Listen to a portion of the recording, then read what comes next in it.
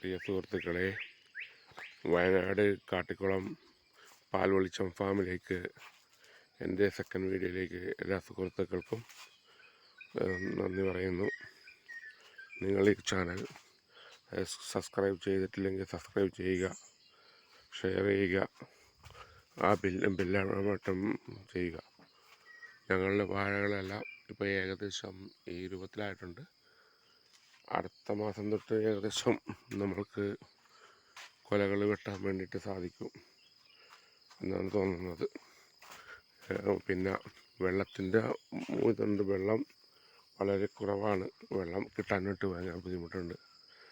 വെള്ളത്തിൻ്റെ ഷോർട്ടേജ് ഉണ്ട്. കിണറ്റിലാണെങ്കിലും വെള്ളം കുറച്ചേ ഉള്ളൂ. ഉറവ ഉണ്ടെങ്കിലും കുറച്ചേ ഉള്ള വെള്ളം. പിന്നെ വാഴകളെല്ലാം കൊല അതൊക്കെ എല്ലാം ഒരുമാതിരി വലുതായി. വാഴയാണ് ഈ കാണുന്നതാണ് നമ്മളുടെ ഈ വയനാട് പാൽ വെളിച്ചം അഗ്രോ ഫാമിൻ്റെ കാഴ്ചകൾ.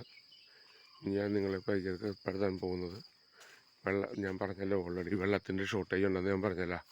വെള്ളത്തിൻ്റെ ഷോർട്ടേജ് ഉള്ള കാരണം ഞങ്ങൾ ഒരു വെള്ളത്തിൻ്റെ സ്റ്റോറേജിന് വേണ്ടിയിട്ട് ഒരു JCB ഉപയോഗിച്ച് ഒരു മൂന്ന് ദിവസത്തെ വർക്ക് നമ്മൾ ഒരു കുളം ഉണ്ടാക്കിയിട്ടുണ്ട്. ആ കുളം കാണിക്കാൻ വേണ്ടിയിട്ടാണ് നിങ്ങളെ ഞാൻ ഇന്നത്തെ വീഡിയോയിൽ മെയിനായിട്ട് പരിചയപ്പെടുത്തുന്നത്.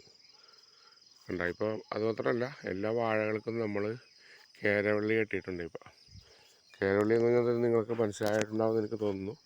ഈ വാഴകൾ കൊല വന്ന് കഴിയുമ്പോൾ ഓൾറെഡി ലോഡാവും. അപ്പോൾ ചരിയാൻ വേണ്ടി തുടങ്ങും. ചരിഞ്ഞ് താഴെ വീഴുകൊണ്ടിരിക്കാൻ വേണ്ടിയിട്ട് നമ്മൾ